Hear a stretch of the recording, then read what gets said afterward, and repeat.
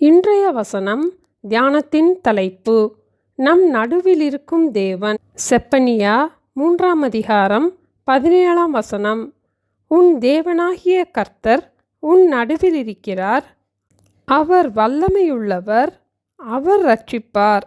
இந்த வசனத்தை ஆண்டவர் இஸ்ரவேல் ஜனங்களுக்கு தந்தபோது அவர்களுடைய சூழ்நிலை நியாயத்திற்காக காத்திருந்ததாக இருந்தது. சிறையிருப்பின் மத்தியில் இருந்தார்கள். அப்போதும் ஆண்டவர் அவர்களை ரட்சிக்க அவர்கள் நடுவிலே இருந்தார். ஏசாயா 12ஆம் அதிகாரம் 6ஆம் வசனத்தில் கூறப்பட்டபடி இஸ்ரவேலின் பரிசுத்தர் உன் நடுவில் பெரியவராயிருக்கிறார்.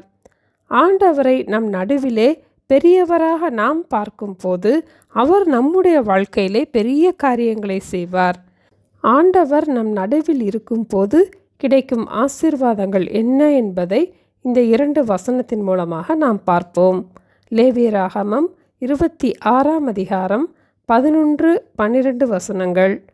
உங்கள் நடுவில் என் வாசஸ்தலத்தை ஸ்தாபிப்பேன், என் ஆத்துமா உங்களை அரோசிப்பதில்லை.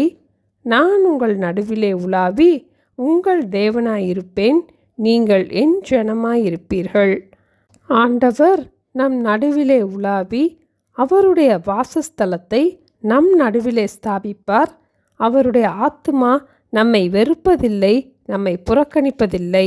அடுத்தபடியாக செப்பனியா 3ஆம் அதிகாரம் 15ஆம் வசனத்தில் கர்த்தர் உன் ஆக்கினைகளை அகற்றி உன் சத்துருக்களை விலக்கினார். இஸ்ரவேலின் ராஜாவாகிய கர்த்தர் உன் நடுவில் இருக்கிறார், இனி தீங்கை காணாதிருப்பாய். ஆண்டவர் நம் நடுவிலே இருக்கும்போது நாம் தீங்கை காணாதபடிக்கு நம்மை பாதுகாப்பார். உன் தேவனாகிய கர்த்தர் உன் நடுவில் இருக்கிறார், அவர் வல்லமையுள்ளவர், அவர் ரட்சிப்பார். ஜெபிப்போமா? எங்களை நேசிக்கிற எங்கள் அன்பின் ஆண்டவரே, எங்கள் நடுவிலே இருக்கிற தேவன் வல்லமையுள்ளவர், பெரியவர் என்பதை நாங்கள் அறிந்து கொள்ள எங்களுக்கு உதவி செய்யுங்கப்பா. எங்கள் நடுவிலே உலாவி உங்கள் வாசஸ்தலத்தை எங்கள் நடுவிலே ஸ்தாபிக்கிறதற்காக ஸ்தோத்திரம் அப்பா. உங்களுடைய ஆத்துமா எங்களை வெறுப்பதில்லை, புறக்கணிப்பதில்லை என்று வாக்குப்பணி இருப்பதற்காக ஸ்தோத்திரம் அப்பா. இஸ்ரவேலின் ராஜாவாக நாங்கள் ஆண்டவரை காண எங்களுக்கு உதவி செய்யுங்கப்பா.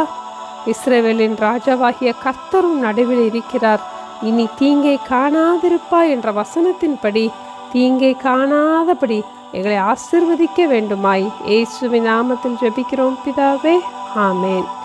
Thank you. Have a blessed day.